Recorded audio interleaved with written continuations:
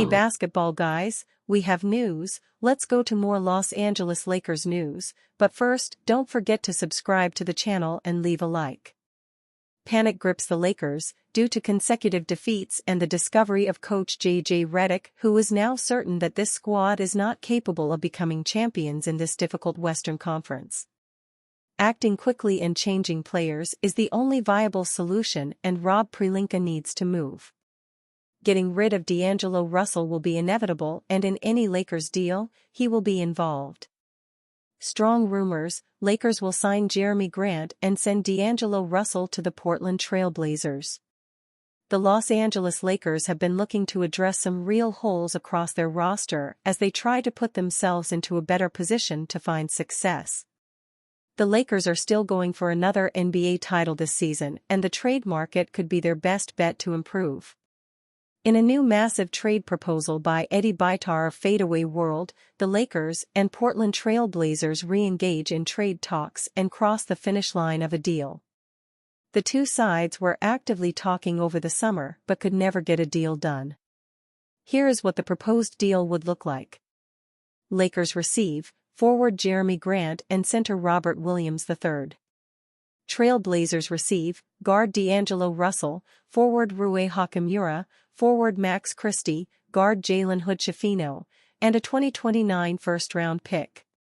This trade would also maximize LeBron James' remaining years by giving him complementary pieces. Grant's scoring ability and Williams' defensive prowess create a balanced lineup capable of competing with elite teams in the Western Conference. The Lakers would position themselves as serious championship contenders by addressing their two biggest needs: consistent scoring and a dominant interior presence. The biggest holdup between these two teams was the high asking price from Portland for Grant. It was reported that the Trail Blazers wanted 2 first-round draft picks for the veteran, but that the Lakers weren't willing to budge. In this deal, Los Angeles parts with 1 first-rounder while also giving up a highly coveted asset in Christie. The Lakers love Christie, but in order to increase the potential of the team, he could be a movable asset. The biggest hesitance from the Lakers with this deal is the amount of money owed on the contract of Grant. Williams III is on a team-friendly deal, while Grant still has multiple years left to go on his deal. Grant is owed $29.7 million this season and has 3 more years to go after the 2024-25 season. His salary increases in each season, culminating with him receiving $36.4 million as a 33-year-old in his final year. It remains to be seen what the Lakers will do, but Portland seems like a good trade partner to work with. This deal could be good for both sides, creating a rare win-win. Fans were roasting D'Angelo Russell for his performance on Friday. It was another tough night for the Los Angeles Lakers on Friday, and there is enough blame to go around. Multiple players came up short in the 97-87 loss to the Minnesota Timberwolves, but D'Angelo Russell got the most negative attention from fans. As pointed out by Lakers lead on X, Russell scored just 5 points, 4 rebounds, and shot 2 of 10 from the field and 1 of 7 from the three-point line. Not a good night for DLO, Lakers lead wrote, and many fans online agreed. "I'm so over this roster," one fan wrote, which is a sentiment shared by others who are tired of watching the Lakers lose again and again, especially in games when it looks like they have just given up. When the season began, it was the team's defense that needed work, but lately it's also been the offense, and they have been held under 100 points for multiple matches. As the trade deadline approaches, more fans will want to see roster changes beyond Russell. Others called out Russell for being too inconsistent, a complaint that's been leveled against him numerous times over the last few seasons, including during last season's playoffs. A lot of people are crying on general manager Rob Pelinka to get rid of Russell, who has moved to the bench recently after a rough start to the year. Friday night's loss wasn't solely because of Russell, but this isn't the first time he has come up short and left Lakers fans wanting a serious change. Los Angeles could commence trades very soon, and there is a lot of speculation about Russell being a part of one. Of course, people thought the same thing last season, and Russell remained. What's next for the point guard and his struggling team? The Los Angeles Lakers reportedly have a big man at the top of their list. Even though the NBA season is in full swing, Lakers fans are more tuned into trade rumors than the games themselves. The entire fanbase is aware of the fact that this team is not going anywhere unless LeBron James and Anthony Davis are surrounded by a better supporting cast. The defense is a nightmare and the team is playing at a play-in level once again. Expecting that to change with the same roster is a pipe dream. That leaves Lakers fans wondering what the front office's next move will be. The Athletic's Jovan Buha was asked precisely this question in his latest mailbag. Replying to a question, who are the Lakers most likely to trade for? Buha said it was Jonas Valanciunas of the Washington Wizards. Lakers Insider identifies top Lakers trade target. Buha added that this was more of an educated guess based on previous reporting.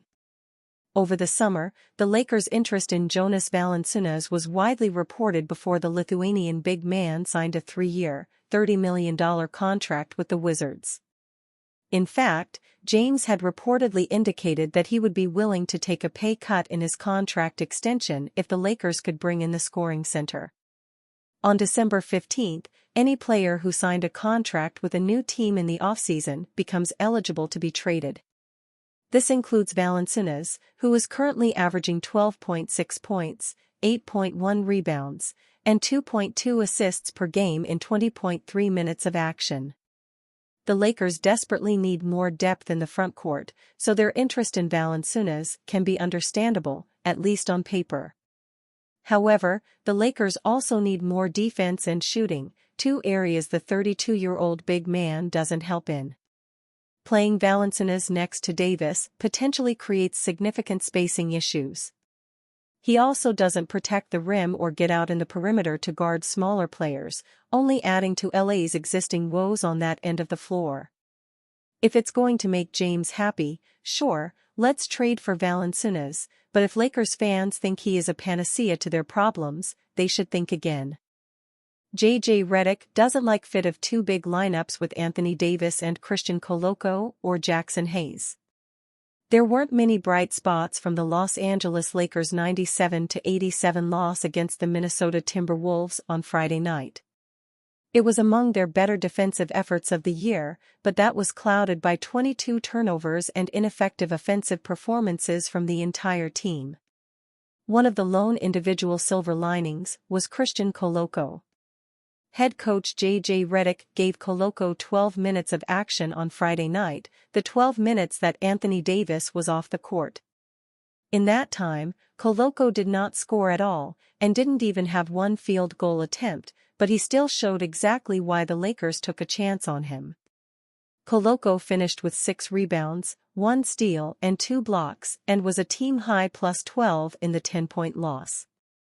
And after the game, Redick praised Koloko for his performance, via Dan Woik of the LA Times. One question that arose from the loss, though, is why Koloko only played the 12 minutes that Davis was off the floor, as opposed to a too-big look that has been oft-discussed for the Lakers recently. Redick explained that he doesn't like the fit of those two big lineups with Davis and either Koloko or Jackson Hayes. The Lakers have reportedly been in the market for a big to play next to Davis all season long. However, Redick clearly feels that answer isn't Koloko or Hayes. Perhaps a lack of offensive spacing is an issue, or maybe there's something defensively that Redick doesn't like. But either way, if Koloko can continue to put together performances like Friday, at the very least he can cover up some issues in the non-Davis minutes. South Bay staff encouraging Christian Koloko to shoot threes. The Lakers have had to rely more heavily on two-way center Christian Koloko than anyone had anticipated when the 2024-25 season began. LA signed Koloko to a two-way deal hoping that he could be a development project for the South Bay Lakers after missing the entirety of last season due to blood clot issues. But injuries to Christian Wood and Jackson Hayes at the same time as Koloko's clearance to return to basketball from the NBA made him the Lakers' only backup center behind Davis. Koloko has also spent some time with South Bay though, and in those 2 games, he began experimenting with shooting the three-pointer. Specifically, he took 5 three-pointers total and spoke about why the South Bay coaches are encouraging that.